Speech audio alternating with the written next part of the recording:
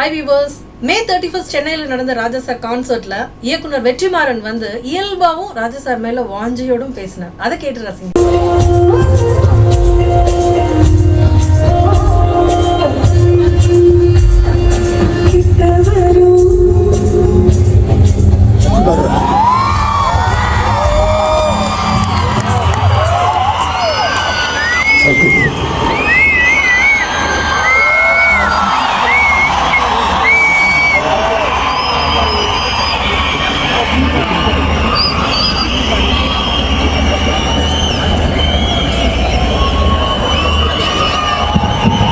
எல்லாருக்கும் வணக்கம்.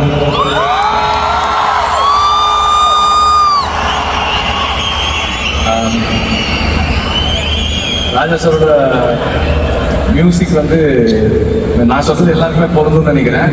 அம்மாவோட அன்பு மாதிரி it's a constant, it is always with us. எவ்வளோ மாற்றங்கள் வந்தாலும் நம்ம லைஃப்ல எவ்வளோ அப்ஸ் அண்ட் டவுன்ஸ் வந்தாலும் ஒரு கான்ஸ்டன்ட் ராஜா சார் மியூசிக். ஸோ எனக்கு அப்படிதான். அண்ட் ராஜா சாரோட ஒர்க் பண்ணது வந்து அவர் ஒர்க் பண்ணாலும் நம்ம வேடிக்கை பார்ப்போம், அந்த மாதிரி தான்.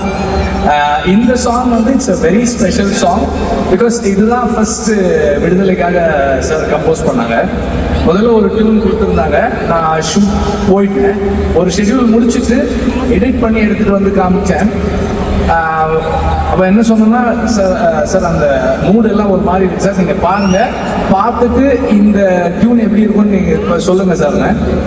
அதை தியேட்டரில் பார்த்துட்டு வீட்டுக்கு வாங்க அப்படின்ட்டாரு. சரி வீட்டுக்கு போன உடனே சொன்னார், அந்த டியூன் சரியில்லை, நம்ம வேற பண்ணலாம் அப்படின்னாரு. இது அவர் சொன்னோன்னு எனக்கு என்ன கியூரியாசிட்டி தெரியுமா? கரெக்ட், அவர் ஸ்கிராப் பண்ணி வேண்டாம்னு சொன்ன அந்த டியூன் என்னவா இருக்கும் என்ற ஆவல் தான். அண்ட் அங்கே இருந்த பியானோவில் வந்து கம்போஸ் பண்ணும்போது சொன்னார், இதுதான் ஃபர்ஸ்ட் டைம் இந்த பியானோவில் நான் கம்போஸ் பண்ணுறேன், நான் எப்போவுமே வந்து என்னோட ஆல்பமில் தான் கம்போஸ் பண்ணுவேன்னாரு. அதுவும் ஒரு ஃபர்ஸ்ட். அண்ட் ராஜா சார் எப்போ கம்போஸ் பண்ணாலும் நான் ஒரு கேமரா வச்சுட்டு ரெக்கார்ட் பண்ணி முடிச்சதுக்கப்புறம் தான் அவருக்கு சொல்லுவேன் நான் அதை ரெக்கார்ட் பண்ணேன்னு.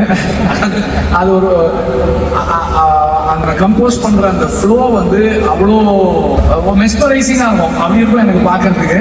அவர் அப்படி உட்கார்ந்து அது அப்படியே வாசிட்டே இருப்பாங்க. ஒரு ஹம் பண்ண ஆரம்பிச்சு பல்லவி சரணம், தென் அகைன் பல்லவி, தென் ஹில் ஃபினிஷ் பண்ணிட்டு வந்துருச்சுல, ஆமாம் சார் நல்லா இருக்கு சார், பாட்டுன்னா பாடணும் அவ்வளோதானே, யோசிக்கிறதுக்கு என்ன இருக்கு, சுக்கம் அப்படின்னாரு. அதெல்லாமே எனக்கு ரொம்ப சந்தோஷமான எக்ஸ்பீரியன்ஸ். இந்த டியூன் பண்ணதுக்கப்புறம் உங்களுக்கு இதில் என்னென்ன வரணும் அப்படின்னு சொல்லி கேட்டார். சார் 2-3 இது இருக்குது சார், நான் என்னன்னு சொல்லுங்கள், எல்லாம் சொல்லுங்கள் அப்படின்னாரு. நமக்கு என்ன சொல்கிறதுன்னு தெரியல, சும்மா எழுதி கொடுங்க எல்லாத்தையும் அப்படின்னாரு. எல்லாத்தையும் எழுதி கொடுத்ததுக்கப்புறம் சரி ஓகே. தென் நெக்ஸ்ட் மார்னிங் நான் போகும்போது அந்த ஃபர்ஸ்ட் 6 லைன்ஸ் இருந்தது, ஆல்ரெடி அவர் எழுதிட்டாரு, நம்ம ஸ்டார்ட் பண்ணலான்னு சொல்லி he started ரெக்கார்டிங். அண்ட் எப்போவுமே எனக்கு ராஜா சாரோட மியூசிக் ஒரு பக்கம், ராஜா சார் பேசுறதே எனக்கு வந்து அவ்வளோ எக்ஸைட்டிங்காக இருக்கும். அவர் பேசுறதை கேட்கறதுக்கே அவ்வளோ நல்லா இருக்கும். It is not just music alone, அவருடைய லைஃப் எக்ஸ்பீரியன்சஸ் அண்ட் அவர் பேசுறதே வந்து பார்ட் ஆஃப் சோஷியல் ஹிஸ்டரியாகவும் இருக்கும். Because he has seen so much and the struggles that he has had and memory வந்து எக்ஸ்ட்ராடனரி மெமரி. இப்போ நான் ஏதாவது சில மிஸ் பண்ணியிருந்தேன்னா இன்னும் கொஞ்ச நேரத்தில் அவங்க பேசும்போது கரெக்ட் பண்ணுவாங்க, ஏன்னா அந்த மாதிரி இருக்கும் மெமரி. நம்ம மறந்துடுவோம், அவர் மறக்க மாட்டார் ஒவ்வொன்றுமே. And the way he looks at life, the kind of philosophical look he has towards life, அந்த நாலேஜ் நம்மளுக்கு பார்ட் பண்ணுறதெல்லாம் வந்து ரொம்ப enriching-ஆன times.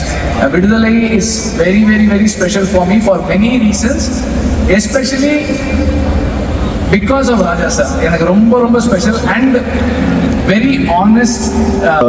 எப்படி சொல்றது, அவருடைய ஆனஸ்டி நம்மளுக்கு தெரியும். பேசும்போது ஒரு ஃபிலிம் பர்சனாகவே ரொம்ப ஆனஸ்டாக இருப்பார். என்கிட்ட சில சீன்ஸ் எல்லாம் வரும்போது, வெற்றிமாறன் நான் சொல்லட்டுமா, உண்மையை சொல்லட்டுமா, சொல்லுங்க சார், நல்லாவே இல்லை, இதை எடுத்துருங்க இந்த சீனை, இது ஒர்க் ஆகல அப்படின்னாரு.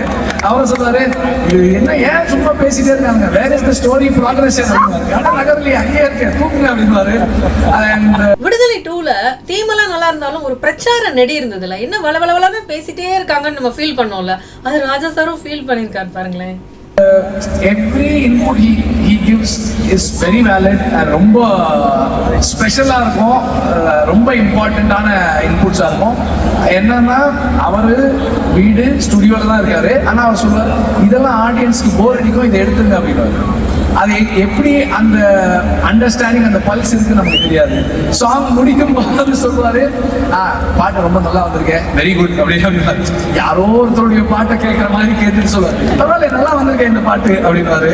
அண்ட் அதையுமே வந்து ஒரு முதல் நாள் ஒன்று கம்போஸ் பண்றாரு, ரெக்கார்ட் பண்ணா நெக்ஸ்ட் டே ஹில்ஸே இல்லை அது நல்லா இல்லை, அது வேண்டாம். So he's a critic of his own work.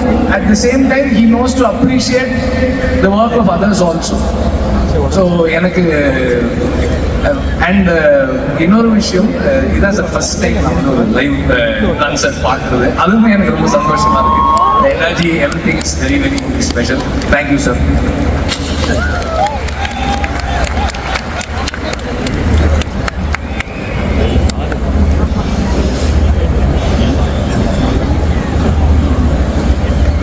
எந்த மேடையா இருந்தாலும் ஒரு சீரியஸ் டோன்ல நகைச்சுவை சொல்லி அந்த இடத்தையே கலகலப்பாக்கக்கூடிய பார்த்திபன் வரப்போறார் பாருங்க. கவிஞர் பாட்டு எழுதும் பொழுது ஆனால் ஒரு ஏதாவது ஒரு லைன் பொருத்தம் இல்லாமல் வந்துருச்சு, டியூனுக்கு அது ரொம்ப அழகாக இருக்குது அப்படின்னா கவிஞர் என்ன சொல்லுவார்னா, ஆனால் இது கொஞ்சம் ஒரு மாதிரி இருக்குன்னா சரியா இல்லையா அப்படின்னு கேட்டால் இழுக்குடைய பாட்டிற்கு இசை நன்று அப்படின்னு சொல்லிடுவார். அதனால் பாட்டில் குற்றம் இருந்தாலும் மியூசிக்கினால உங்களுக்கு அந்த குற்றம் வந்து தெரியலை, இசையினால. ஔவையார் சொன்னது இது, ஔவையார் சொன்னது அதை இங்கே நான் சொல்கிறேன். பூஜைக்கு பூ நேற்று பூத்த பூவை இன்னைக்கு நம்ம பூஜைக்கு போடணுமா? அது மாதிரி இடுப்புடைய பாட்டுக்கு இசை நன்று இல்லையா? ஒன்றுதான் கேட்கலாம்.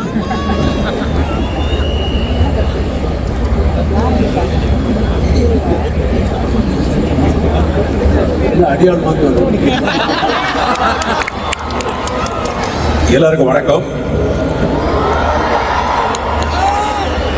சார்.